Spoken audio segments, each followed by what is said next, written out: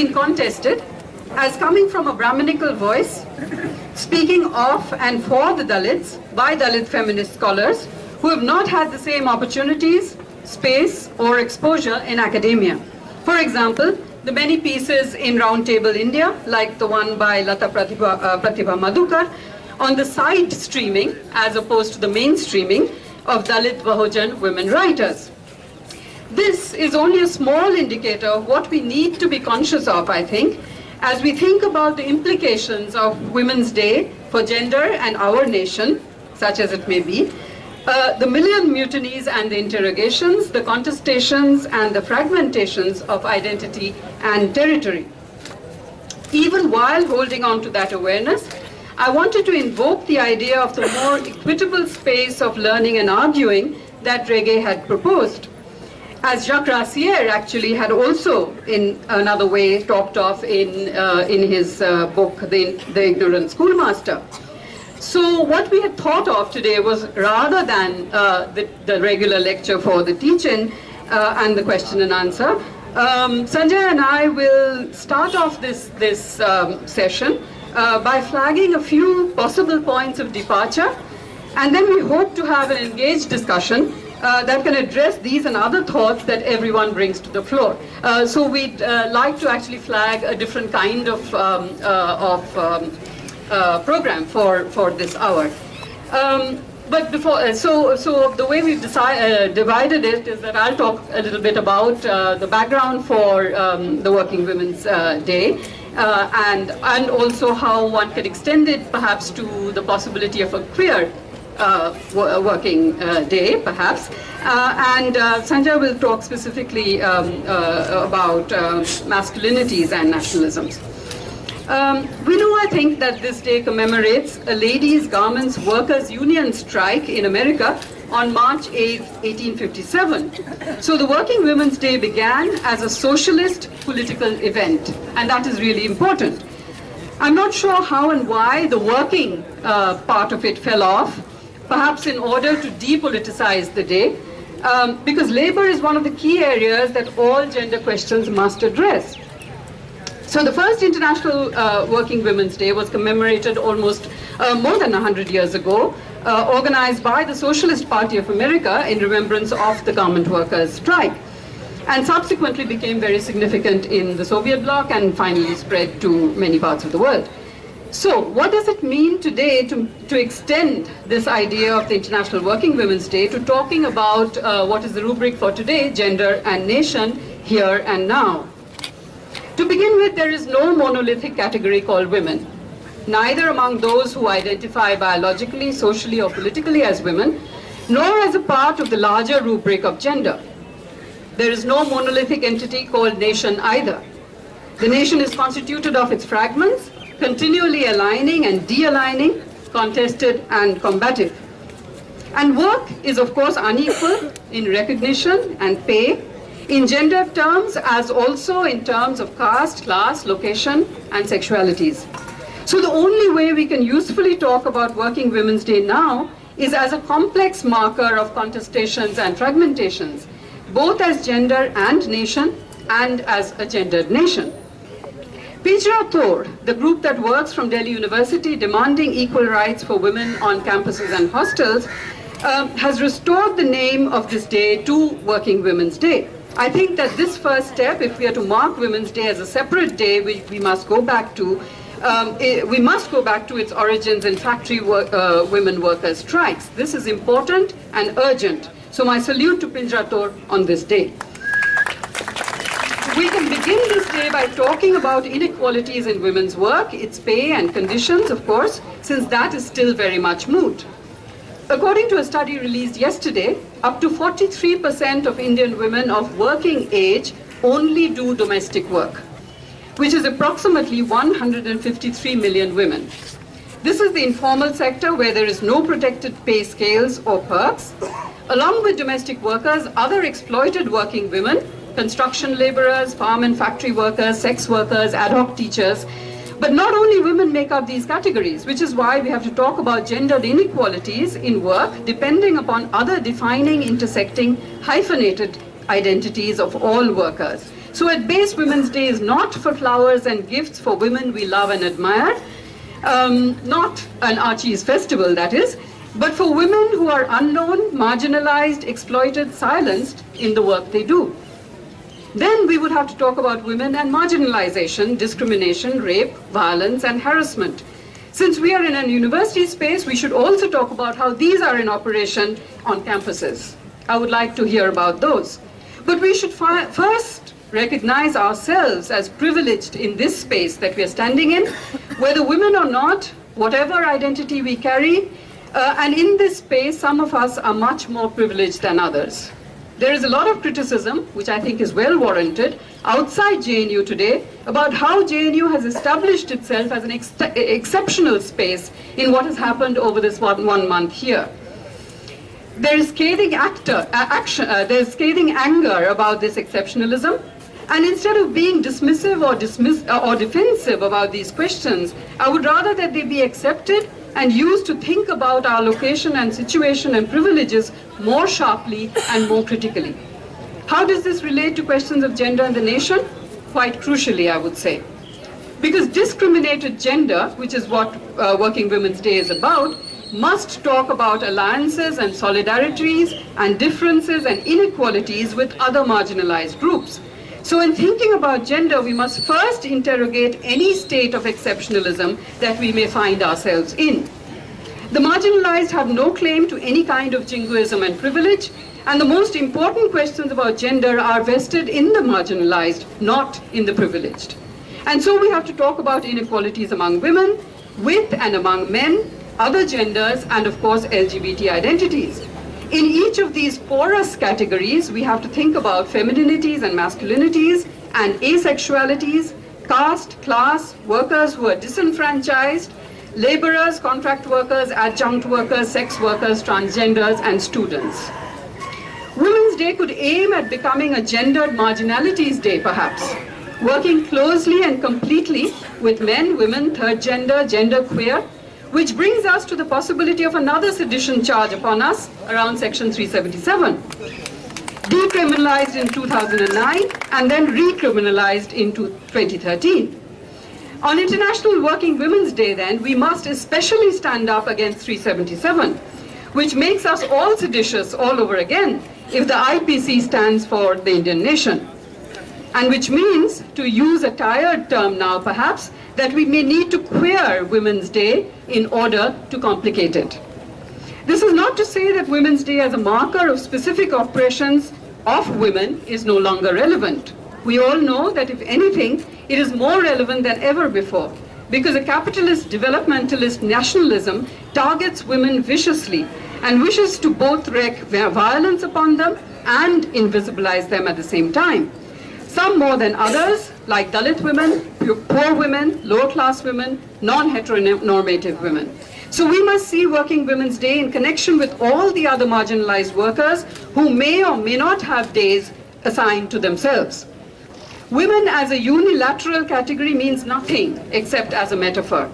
But the metaphor must transform to stand for contestations, not just between women and patriarchal forces outside of them, but within an expanded understanding of the term itself, just like nation is a contested space within and in itself, not just at its mapped and zoned borders. I'd like to end my little bit here today with a poem by Imtiaz Dharkar, who is a Pakistani poet.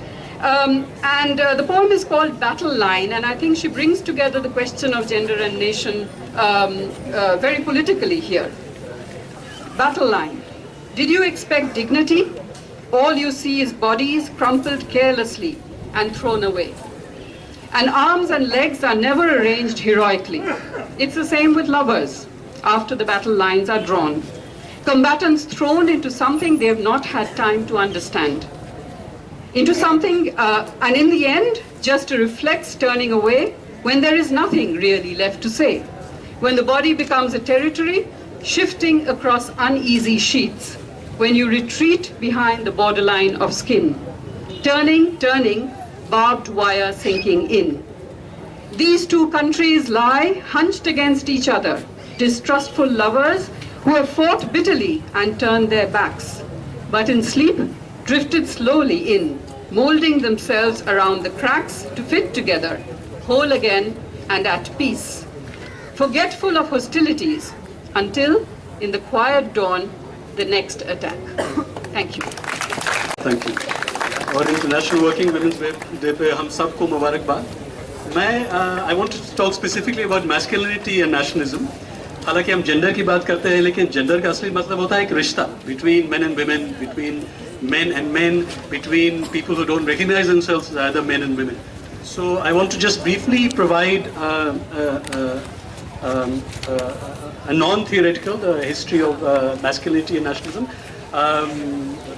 from the end of 19th century to now. So I will begin with some brief comments about the connection between nationalism and masculinity, and end with what I want to call what I want to refer to in the current what's happening to masculinity now. The idea of the strong man as the political leader of the country, and how do we understand current forms of masculinity. And so let me just begin. And I won't read out like Brinda. I have these in order to just prompt myself. So I think it's important to understand nationalism not only as a political project, not simply and straightforwardly as a political project, but as a cultural project. So my discussion as a sociologist is about the cultural project of nationalism. और फिर मर्दानगी को nationalism के साथ कैसे जोड़ के देखा जाए, इसके बारे में थोड़ा मैं बोलना चाहता हूँ. So firstly, then, why study masculinity? Like, why would you not just be satisfied with what feminism has taught us about patriarchy? Let me begin by saying that masculinity is a relationship not only between men and women, but also between men and men. And that is what men need to recognize, that whereas patriarchy produces all men as superior to all women, masculinity is a process of producing some men as superior to not only all women, but also to some men, right? That is a crucial difference. So masculinity studies that is inspired by feminism is then an attempt to look at the relationship not only between men and men, but also, not only the relationship between men and women, but also men and men. Because there are men, for example, if you only have daughters, you may not be considered as man enough as someone who has sons, and hence that's of particular significance certainly to our part of the world. If you don't work, for example, you may not be as man enough as someone who works. If you don't have, in quotation marks, control over your house, जैसे कि आप अपने, मैं सब quotation marks में डाल रहा हूँ कि अपने घर की औरतों के ऊपर अगर आपको काबू नहीं है, तो you're not as masculine as someone else who has control over the women of the house. And that is why it is important to think about masculinity as a particular kind of gender position, as a relationship which has historically, for our country at least, has had a very significant relationship with nationalism. And let me try and explain just a few points.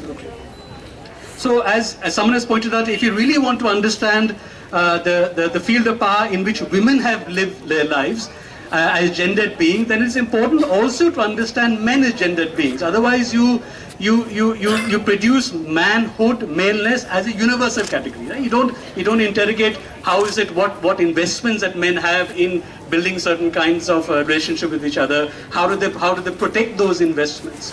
So it is for these reasons that I think it's really significant and important to study gender. As you know, for example, the gender politics of Indian modernity and nationalism has been studied in terms of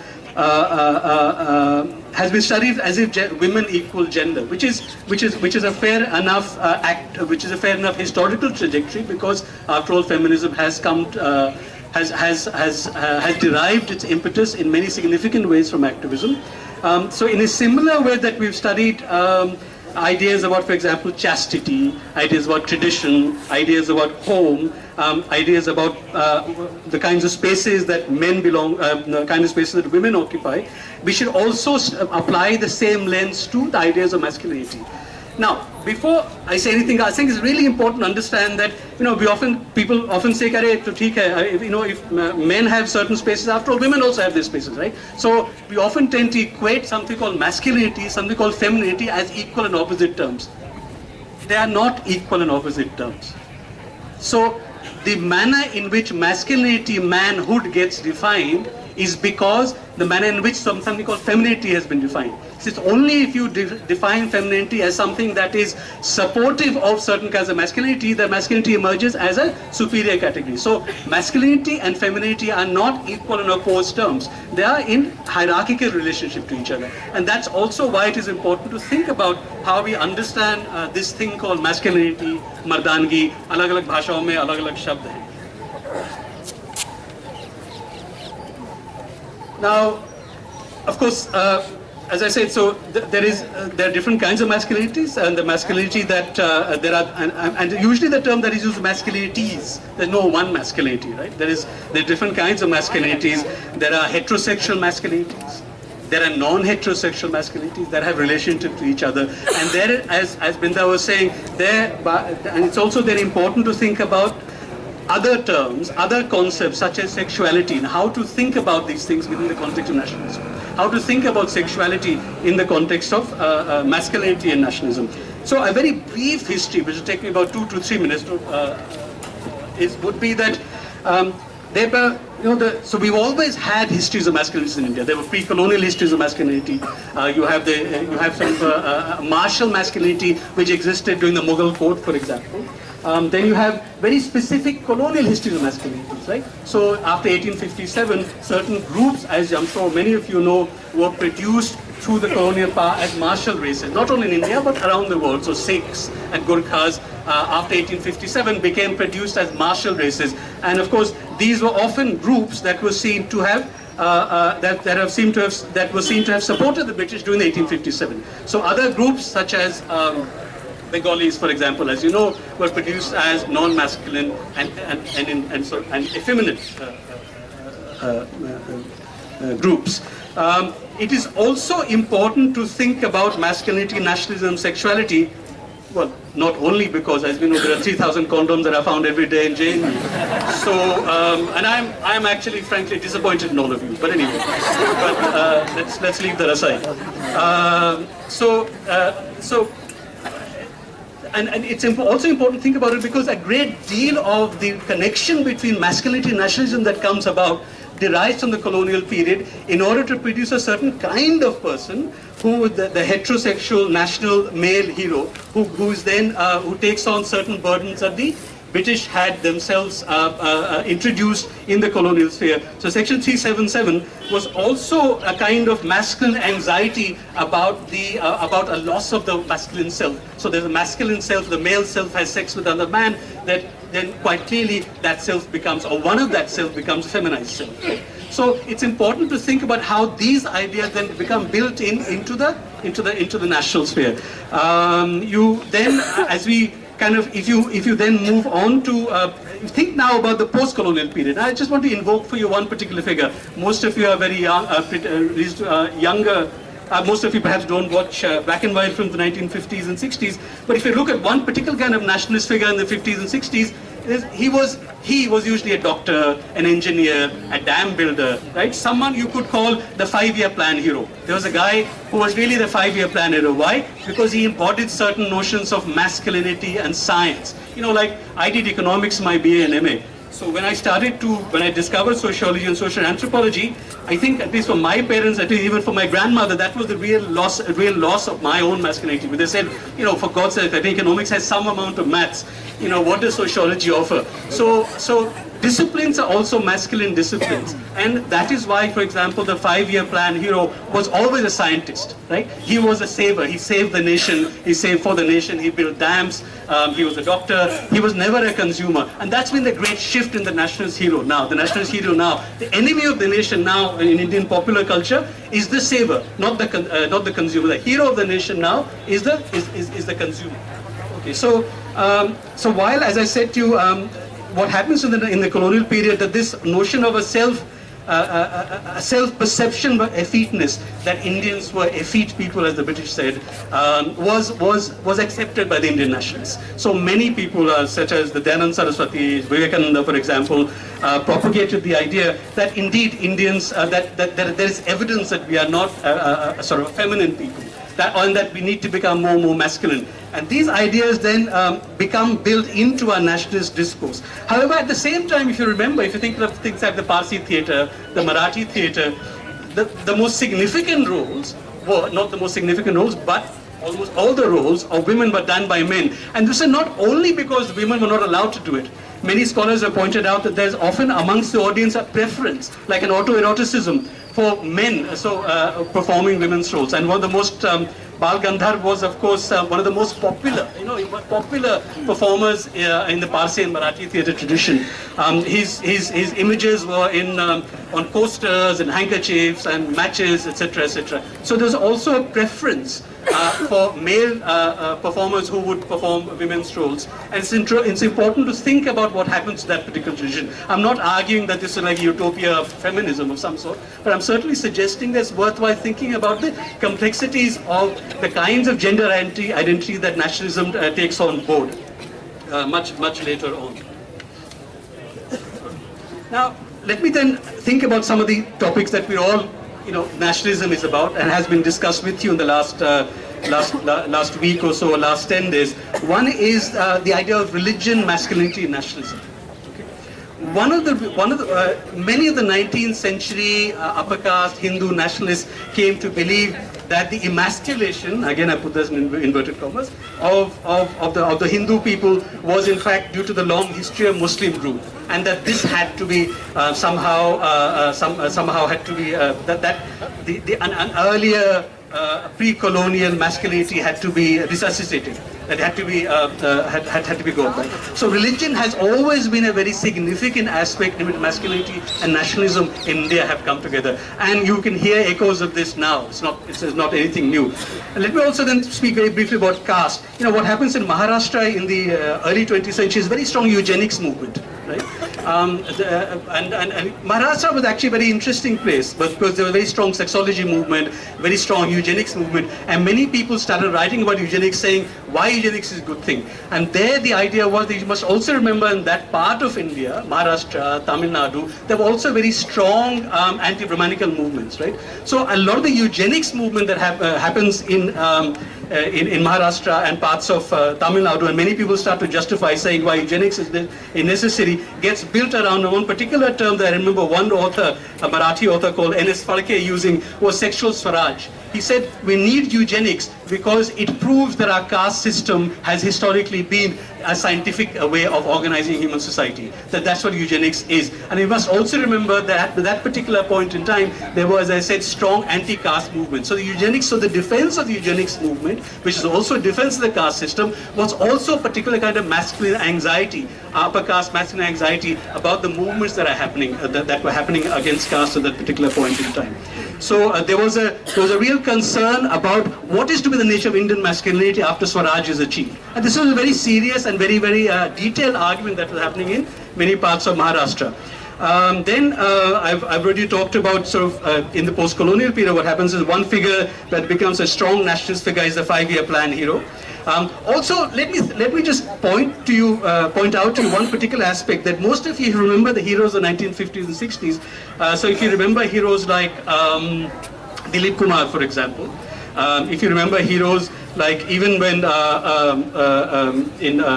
Kapoor, not in his younger days but later, most of the heroes of Hindi film heroes 1950s and 60s, if you think about what masculinity means now, did not actually look like masculine figures. They were not muscular, right? And then they were in fact quite portly. And I think there's a specific reason for that, which has again to be linked to how that particular kind of 5-year plan hero was also linked to caste. Because to be muscular in the 1950s and 60s would mean someone who worked with their hands, right? To be lean would mean someone who worked with their hands. So the natural default position of the 5-year plan hero, which everyone automatically recognized, was as an upper caste person, because you had to look as if you did not work with your hands. So the different cultural ways in which nationalism, masculinity have been really significant in a culture, in the life of this nation. The 5-year plan hero, as you know, kind of declines in the late 1970s with the rise of Amitabh Bachchan as the lean hero, as the anti-state hero, as the provincial man who comes to the city to take part in parts of consumption. Let me now come to the present, because I want to end as quickly as possible, so that if you would like any points of discussion, perhaps we can have that. I want now to point to the current state. How do we understand masculinity and nationalism? Let me refer to this particular way of looking at masculinity as Modi masculinity. By which I mean that, firstly, the 5-year plan hero is gone. So the notion of the national hero will save for the nation, that has gone. So you have now a rise of consumer culture.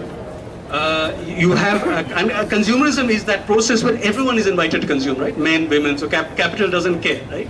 And yet, historically in India at least, the woman has never been the consumer, right? She's always been cultural discourse, always the sacrificer, someone will eat after the brothers and fathers have eaten, someone who will save for the nation, who will never consume, right? So consumerism is also a period which invites everyone to consume, and yet it also causes a certain kind of masculine anxiety, because the consuming woman in the Indian context is a very new figure, right? The woman who spends on herself, the young woman who hangs out in shopping malls, the woman who earns and spends for herself, the working woman, as Binda was pointing out. Now, I think what the current, the manner in which we could perhaps try and think about masculinity and nationalism in terms of what I've referred to as Modi masculinity is the rise of a figure who promises both the world but also control over the home.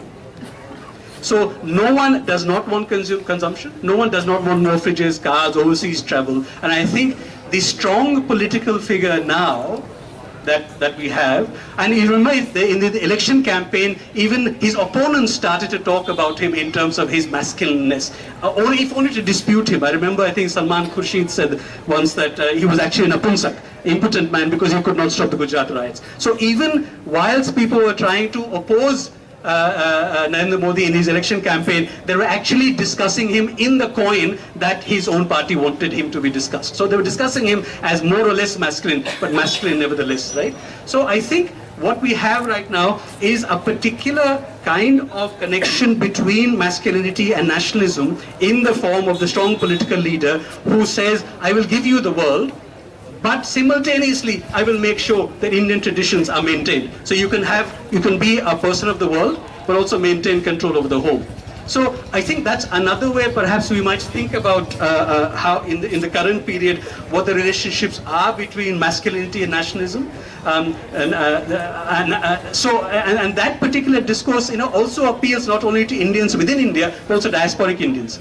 The notion of, I think what the current form of masculinity does is combines a deterritorialized nationalism, you can be a global Indian citizen, but also reinforces all those very ideas of tradition, chastity, and man controlling the home that have been with us for a long time. So I'm not giving you a sort of a straight linear history of masculinity and nationalism, but to think about how do older ideas come back to us? How do older ideas become reinvented in a new context? So how do we understand the connection between masculinity and nationalism in the current period, which is not characterized by the savings ethic, right? My parent generation, perhaps many of your parent generation. How do we think about nationality in the context where the consumer is the national hero?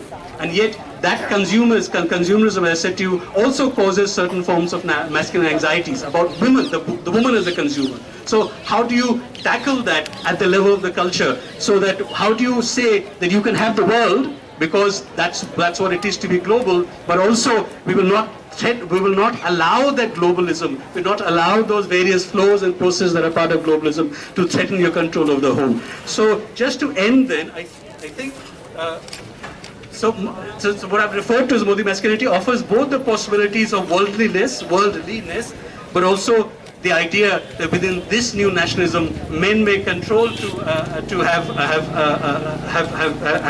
have control of the home. So these are just some of the ways I think it's important to think of nationalism as a cultural project, because ultimately nationalism, as it falls out, when it appeals to people, it is on the cultural sphere, right? It's not so much that people actually sit down and talk about the economics of nationalism or the politics of nationalism. They do that, but the most frequent discussions around tea shops, around in homes, in classrooms, in your hostel rooms, etc., is about how culturally to understand what is this thing called nationalism. So I'll end with saying that I think perhaps one of the current ways of thinking about nationalism is that we must think about the connection that is increasingly being made between offering you the world, by you I mean men in particular, but also offering you that promise that you may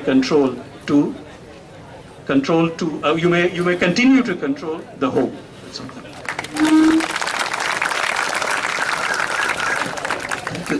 Thank you so much, sir.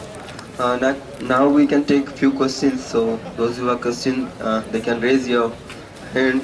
Both.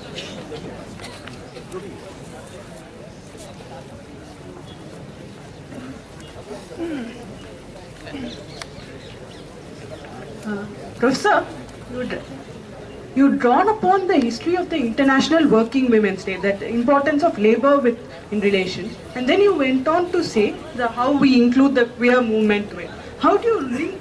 How do you say in India today the link between labor and the queer movement is that developing? How would you look at that? Thank you. That's a good question. I was thinking of it more in terms of the theoretical kind of linking of how in questions of labor there are all kinds of marginalized groups, so everybody doesn't get to, even with the same qualifications, you have so many other markers that allow you to access to certain kinds of work, pay, privileges, etc. And that within sexualities, I mean, these are all sort of intersecting categories. Queer also has a particular marginalized space, which then could reify or reinforce the double, triple marginalizations that every individual, in fact, works with. And the intersections differ, but queer has a particular kind of marginalization to work with, various other, caste, class, etc. So I was thinking in terms of how doubles and triples of identities then work to completely destabilize the possibility of equal work, equal pay.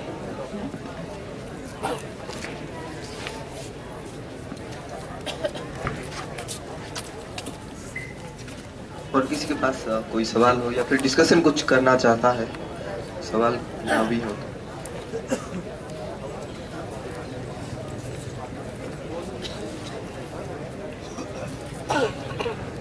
I just want to report something about Pinjara Toran in the light of what Brinda said about JNU exceptionalism. I think that it's very important to criticize oneself, and I hope that this will remain both an internally self-critical space. But there is something that this space contributes, which is clearly disturbing many people.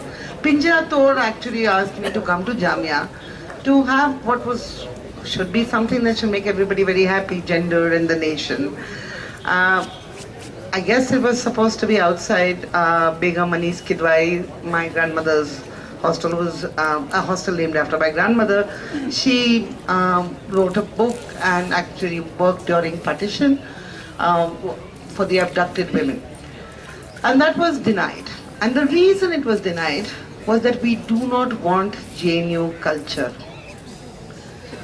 And they've asked me to publicize it, right? So this is not an advertisement for myself, but so there is something about the, if you want, let's make a word, a bebakness of JNU culture, which is truly, I think, exceptional. And but it should not produce exceptionalism, as you said. There are many questions that we want to discuss.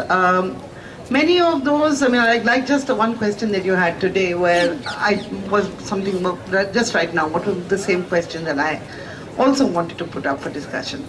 If this day is International Working Women's Day, he's referring to a sex identity, right? And a sex and a labor identity, not a gender and a work identity, if you will. Other people may not have this day. But does the fact that this day just refers only to women,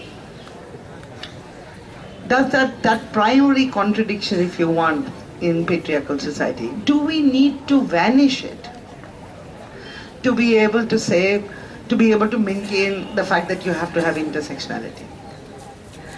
Women's Day, I think, means a lot just for the fact that it working Women's Day means a lot because it recognizes one half or slightly less than one half of the population.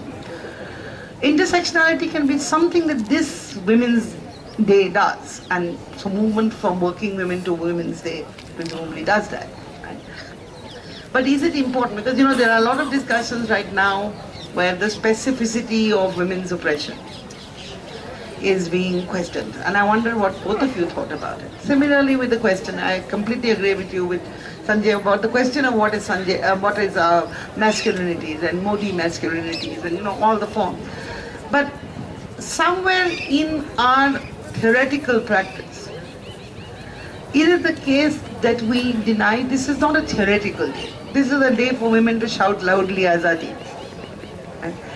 Are we producing, Kanhaiya said this in his speech earlier, that somewhere we fail to be able to make those contradictions. We don't fail to distinguish between a basic contradiction and a one which is, of course, and the intersectional consideration. So I was wondering what not you do, because I was thinking what other people thought about it. Because it's important to understand what do we mean by having a Women's Day. If anybody had any comments, that would be nice.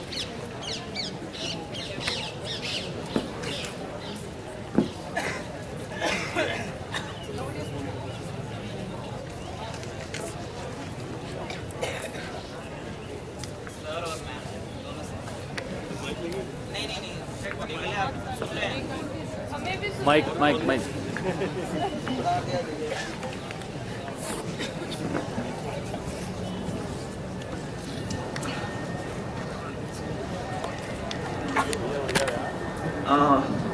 मतलब आज तो women's day है, मतलब international women's day, ठीक है। तो मैं इससे एक ही क्वेश्चन पूछना चाह रहा हूँ कि वर्किंग वुमेन, ठीक है, या वर्ल्ड वाटर इन वुमेन, जो जितनी सारी वुमेन मतलब पूरी वर्ल्ड की बात करते हैं, जो सिर्फ पानी के लिए लड़ रही है, जो अपने कोवर्कर के साथ लड़ रहे हैं, जो अपने बॉस, उनका भी वुमेन ही बॉस हो सकता है, मे बी मैन और women, that doesn't matter at all. तो जब तक ये वुमेन जो भी है, मतलब मैन आदमी हो या औरत, जब तक उनमें ही सुपरियरिटी रहेगी कि हाँ मैं तुम्हारा बॉस हूँ और जो मैं तुम्हें जो चाहता हूँ या जो मैं तुमसे करवाना चाहता हूँ वही तुम करोगे, तब तक ये खत्म हो सकता है क्या?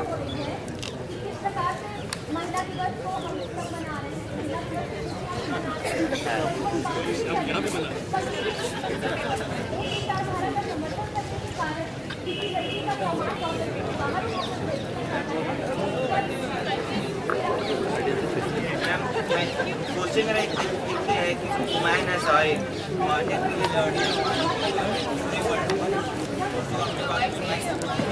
Mic power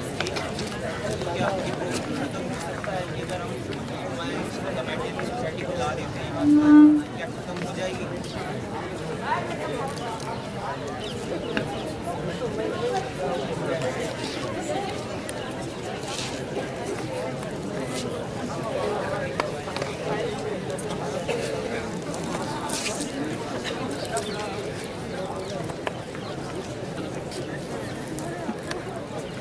No, it's not going to come to an end easily. I think the fight will carry on, but the intention is to try and reduce the inequalities. That is what the fight is for.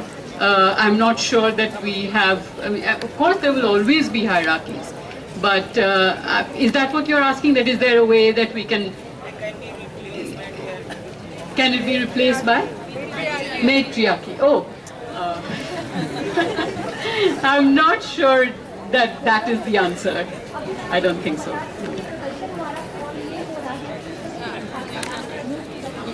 खास मुझे उसमें कोई जोड़ना नहीं है। अब हमारे हालांकि लोग कहते हैं कभी भी हमारे समाज में ऐतिहासिक तौर पे कभी मेट्रियार्कल सोसाइटी कभी हुई नहीं है, मेट्रीलिनियल हुई है। इसका मतलब कि आप अपने माँ की तरफ से आपका अपना वंश आप देख सकते हैं, लेकिन मेट्रियार्की का मतलब होता है पावर से होता है, सत्ता से होता है।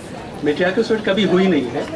और लिंग के रिश्तों में सत्ते के मामले के बारे में सोचना जरूरी है, क्योंकि ये भी कहना गलत नहीं है कि महिलाएं भी जो सत्ता के पोजीशन होती हैं उनका बर्ताव भी पुरुषों का हो सकता है। तो ये वास्तव में ये मुद्दा है सत्ता के बारे में, सत्ता के बारे में सोचा जाए वो ज़्यादा बेहतर है।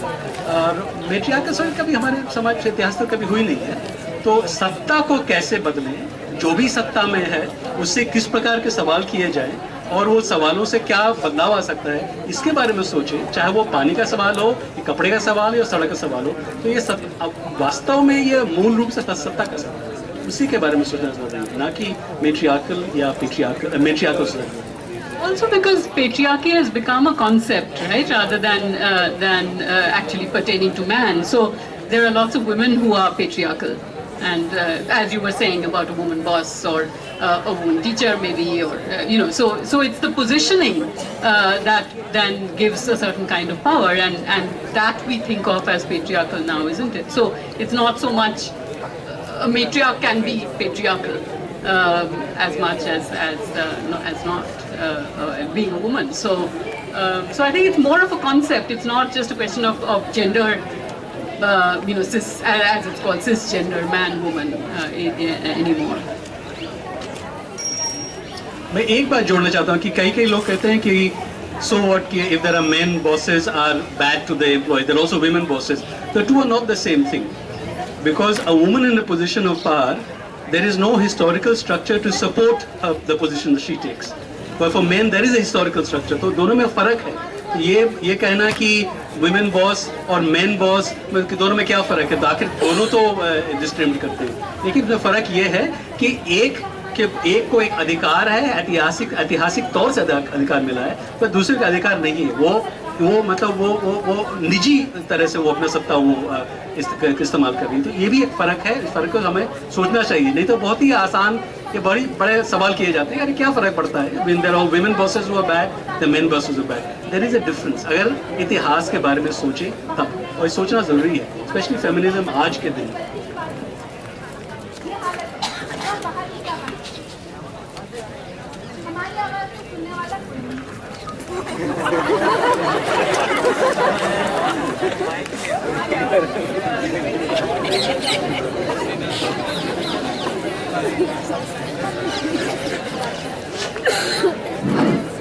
It's not a question actually, sir. I want to just know, I'm not a student of political science or something.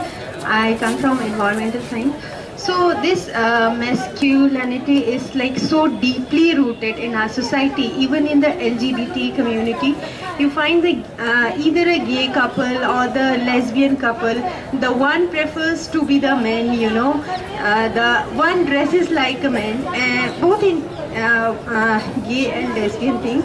So I think if I would love a woman, I would prefer her to be dressed like a woman only, and I'll be like a woman only. So I think this LGBT community should reject all these things. One has to be the male, powerful, and the protective one. Thank you.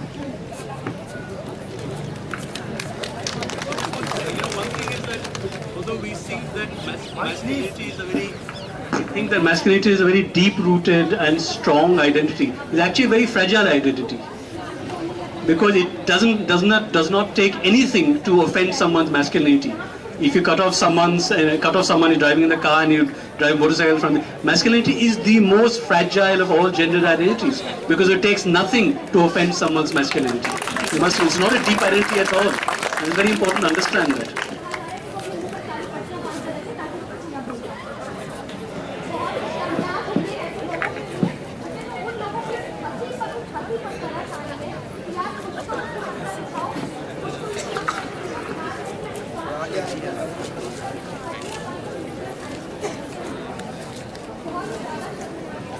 Alright, hi. So ma'am spoke about how capitalism has affected or has resulted in oppression of women. So I just wanted to clarify, isn't capitalism actually a globalization, and globalization happens, doesn't it liberalize women further to an extent, because we are exposed to various elements abroad. Basically, the women, we of course we see equality and liberalism as a product of. So we look at girls in USA and we feel okay, they are liberal, they are free. So isn't that actually contradictory, that capitalism leads to liberalism, which is actually women empowerment? And my second question was that, do you believe that so caste oppression supersedes patriarchal oppression? Because is it actually just about economically weaker sections of society who have been oppressed, or is it actually about gender? Which one goes deeper? Two questions.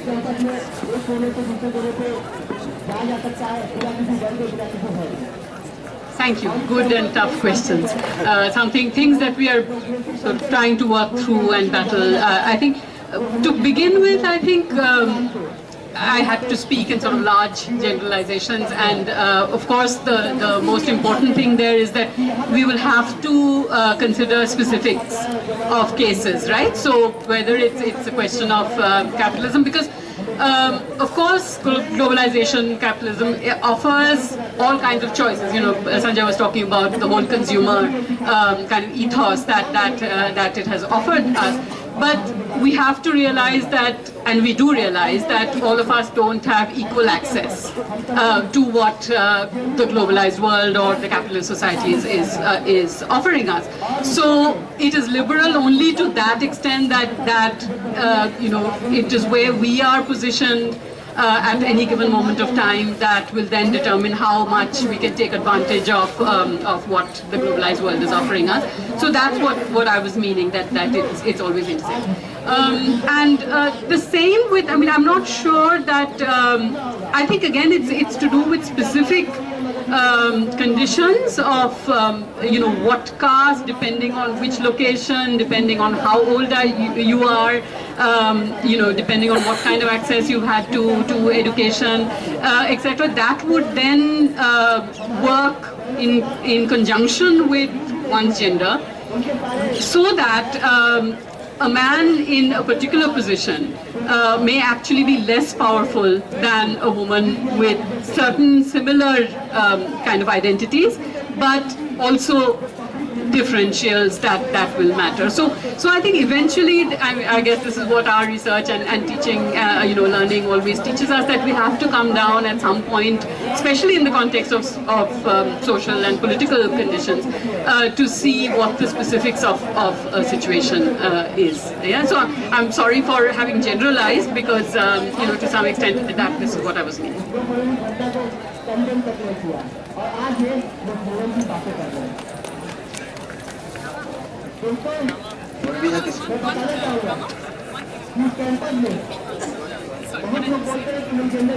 This was about the earlier, you know, the observation about dressing, you know, butch and femme kind of identities and dressing and behavior, right? I was thinking that this is a debate that has extended now to the question of marriage.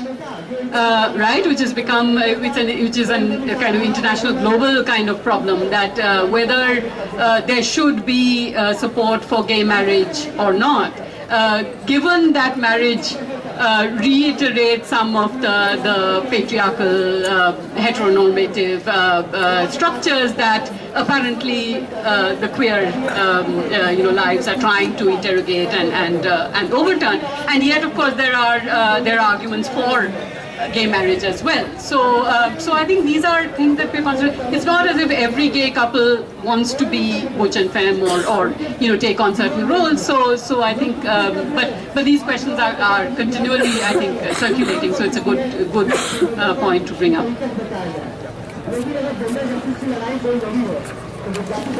Hi, I'm talking to the person who just posed the question about casteism and gender. Yeah. So basically, sorry, but my knowledge is not that thorough. I'm just like talking from like basic social experiences that I have around.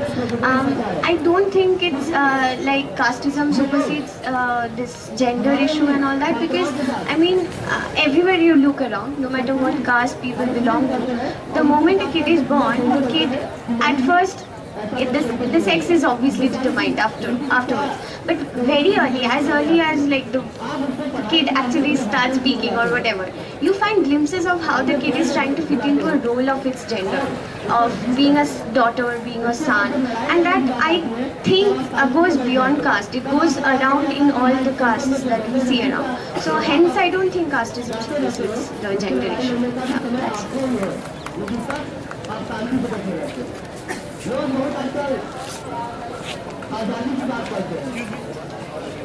बहुत सारे सवाल आ रहे हैं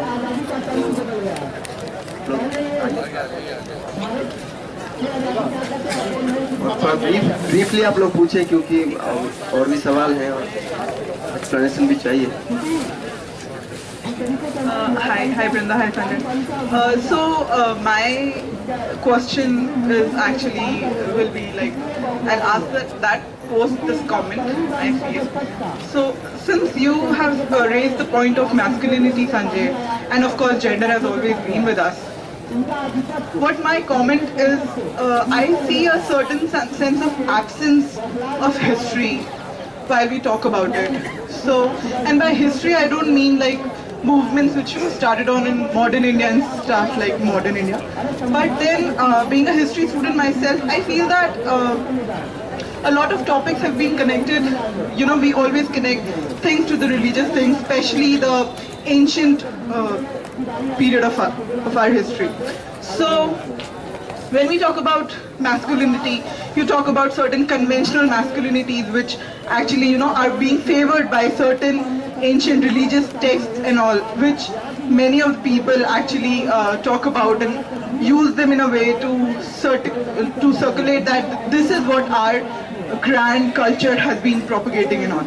But then at the same time there is also this alternate history of different religious sects as well. We very well know about this Mahishasura and Durga thing. So, you know, why is it not that those kind of cultures which are actually very prominent in their own regions are not being propagated in a way?